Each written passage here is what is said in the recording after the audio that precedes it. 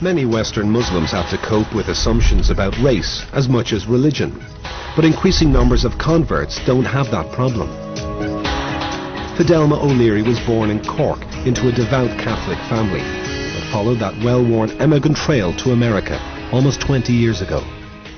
I grew up in a household that prayed the Angelus when the church bells rang, prayed the rosary as a family together almost every evening.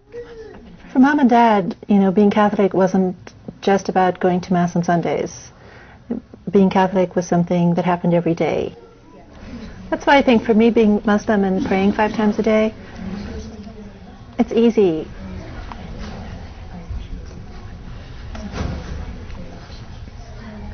It was a process of becoming disenchanted with the church. I just pulled away from being a traditional Irish Catholic. Today, Fidelma lives in the Texas state capital, Austin, and is professor of biology at St. Edward's University. You find someone poking around inside your nostril, right? They're just worried about you. Okay? A college friend of mine gave me a copy of the Quran. I was pretty darn excited to know that there was actually a religion that was what I believed.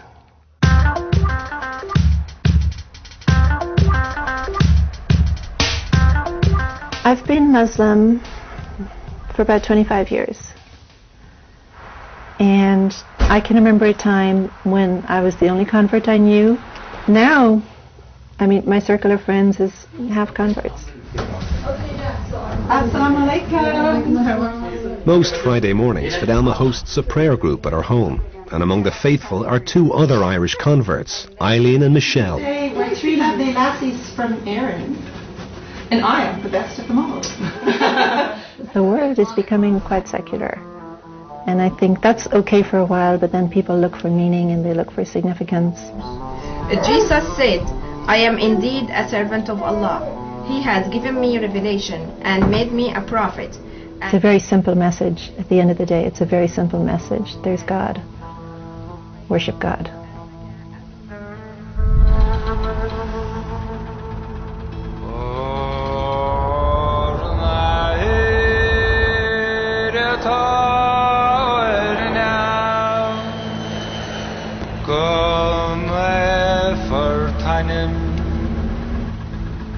We followed Fidelma and her daughter Sarah back to Cork during the Christmas holidays.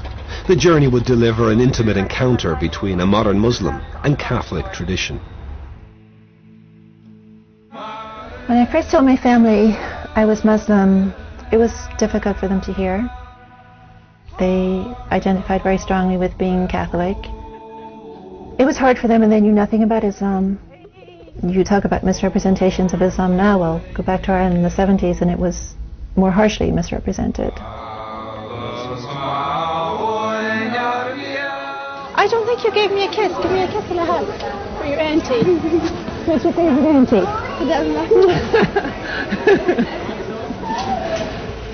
How's everything? Great. Yeah. Great. Great.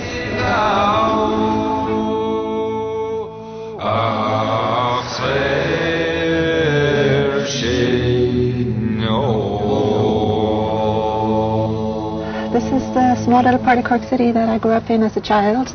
During my childhood, Ireland was completely permeated by things related to the church and Catholicism, and I think, growing up next door to a church seemed completely natural. Even after I became Muslim, I used to come there from time to time with my parents just to, show them that respect, and brought my kids here so they could see it.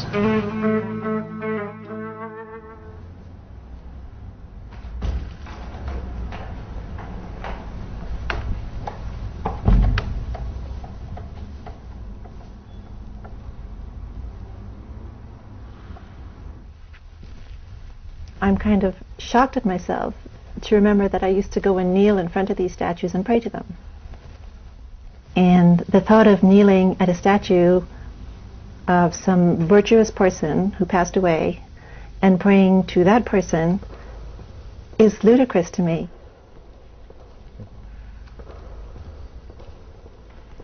Well, one of the things I loved and still love about Islam is that the relationship with God is direct. It's me and my Creator. And I don't require clergy people. I don't have to go through clergy to have access to God. So I can learn from scholars, but my access to God, my worship is direct. I stand before God and I worship, and I ask for help and I ask for guidance, and it's a very direct connection. And that means an awful lot to me.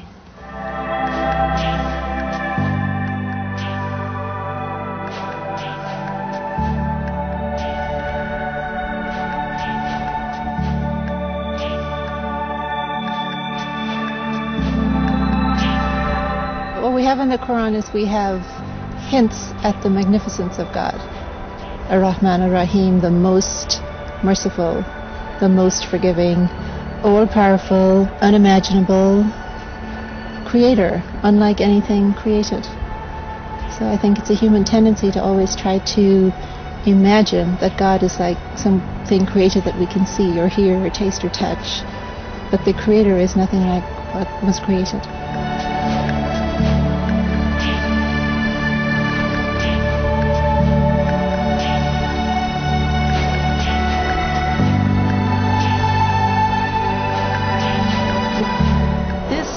God's creation. Yeah. And this makes me want to submit myself to God.